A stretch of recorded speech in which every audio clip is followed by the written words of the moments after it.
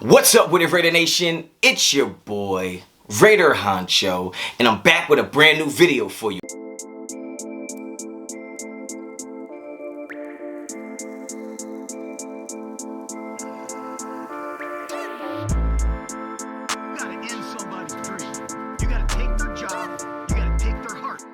Alright guys, get right into it. You already know the vibes. You already know what type of time I'm on. If you're not a subscriber to the channel, well damn. Subscribe to the channel. Also hit me up on Instagram and Twitter, both at Raider Honcho. So let's get right into it, man. You know I like to come on here and have conversations. I like to have back and forths.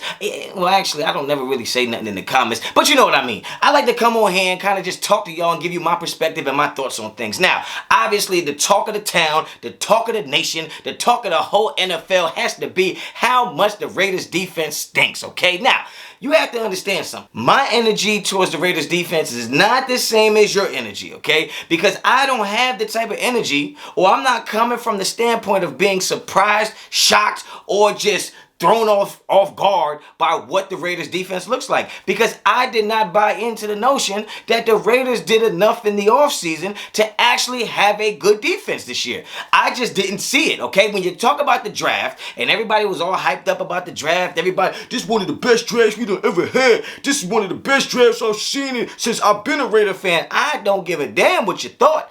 I tried to tell y'all, when I gave the Tyree Wilson pick a B+ and not an A, and I described and explained that he didn't get an A for that pick because I thought Jalen Carter would have been the pick. Because if you really think about what the Raiders needed help on, yes, in the big picture, you can say the Raiders needed help on defense. And in the big picture, you can say, well, we went and dedicated the top 7 pick to a defensive player. Yeah, that sounds great in theory. But in reality, where the Raiders needed the most help on defense was interior defensive line, defensive back, primarily cornerback, and linebackers. So when you went and took Tyree Wilson at number 7, yeah, congratulations. You picked the defensive guy. The wrong one, man.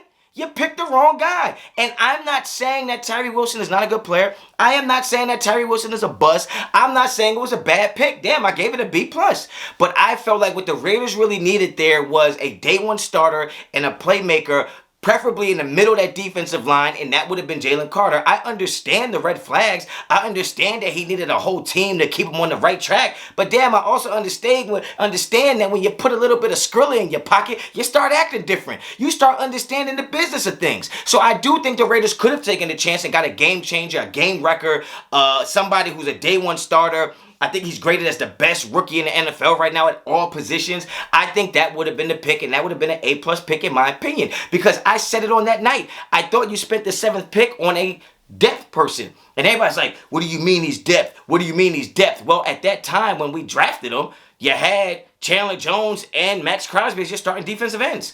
So he wasn't going to start. I mean, I know Chandler Jones is going through some things, and I don't really want to talk on that because it's not my plan or idea or goal to get any clicks off of somebody going through shit like that. So hopefully everything will work out with him and with his situation. But at the end of the day, when we made that pick, we had 2 starting defensive ends. We didn't have interior defensive line help. And then we went and got Byron Young. I said that was a reach at 70. You went and got Trey Tucker. I said that was a reach. You went and drafted a quarterback, and I said I gave that a D- because I didn't understand why you went and drafted a quarterback and everybody, he's the next this, he's the next that. The boy ain't even been active. You literally drafted a quarterback to be on the inactive list thus far this season. So tell me again, and I'll wait, why was I getting cooked on Twitter for giving the Raiders draft a B+? Why was y'all cooking me? Why? Because everything I said on that night seems to be pretty valid today, right? So I just don't understand that when you give a draft grade of a B+, yes, I think the Raiders had a good draft, but it's not indicative of what's going to happen the next year. It's not indicative of what the turnover is going to be right away. I do think you got some nice players there. I do think you got some nice pieces, but did I think the pieces we got were going to take our defense from being bad to good? No. I just thought it was going to take our defense from being bad to less bad, but we were still going to be bad. And right now our defense is bad, right? So when you fast forward a couple more tweets, and I even stated I wasn't confident in our linebacking group because I'm just not. I just don't feel like you had the linebackers that were going to be able to outperform the defensive line. When you're not getting any help in the middle of that defensive line, it makes the linebacker's job really hard, because the linebacker's job is really to make the guys in front of them right. Meaning if you're supposed to be in A gap, but you mess around and go B gap, well then I'll feel the A for you. But at the end of the day, when there's different schemes and there's different rules and there's different strength calls, like linebackers are going to be moved in different positions. So if the guys in front of them don't do their job, it makes it really hard for the linebackers to do their job. And I just don't think the linebackers were the type of players that were going to be able to outperform a bad defensive line, primarily in the middle. And that's the same way I feel about the quarterback. We don't have a quarterback good enough to outperform the defense being bad, right? It's the same thing and vice versa. Like, the defensive backs need the linebackers and D-line to do their job in order for them to be better at their job. Linebackers need D-line to do their job to be better at their jobs. And I just don't feel like the linebacking core that we have is good enough to outperform what we don't have on that defensive line. Now, to go into matters further, you get the conversation today that I seen on Twitter that Hondo Carpenter, and it's not Honcho, okay? It's Hondo. It's almost like a Honda, but it's a Hondo. Okay, so don't get us confused. Some people be like, oh, they talking about you, Honcho. No, they talking about Hondo. Okay? Taekwon Hondo. Okay? They ain't talking about me. Okay? So he reported that supposedly Patrick Graham, defensive coordinator of the Las Vegas Raiders, is on a short leash this game. He's on a short leash. Well, to me, yes, I understand it's a catch-22 in my opinion, for a couple reasons, and I'll explain. Yes, I do believe if the Raiders players don't come out there and show some enthusiasm, don't show some commitment, don't show that they're playing for each other and playing for the coach, then I do feel like you got to move on from Patrick Graham, right? I do understand that. But the one side of that is also, does Patrick Graham actually have the players that can go out there and make a difference and show what he's capable of as defensive coordinator? It's really tough to pick a side there, because I do believe if the Raiders don't do what they need to do this week, then you got to move on from Patrick Graham. You got to move on, period. There's no discussion about it. If the Raiders go out there and not just miss tackles or give up yards, that happens to the NFL. They get paid on the other side of the ball as well. But if you just go out there and stink it up and don't show up and just don't have any passion for the game, and you're not fighting for your defensive coordinator, because when that information becomes public that, oh, the defensive coordinator is on a hot seat, or the defensive coordinator is on a short leash, if you're the defensive players in that room, you're like, you know what? I'm going all out for our defensive coordinator. I'm going all out for our defensive coach, which would be Patrick Graham. So if they're not doing that, then that tells you they don't believe in him, and you got to move on for those reasons.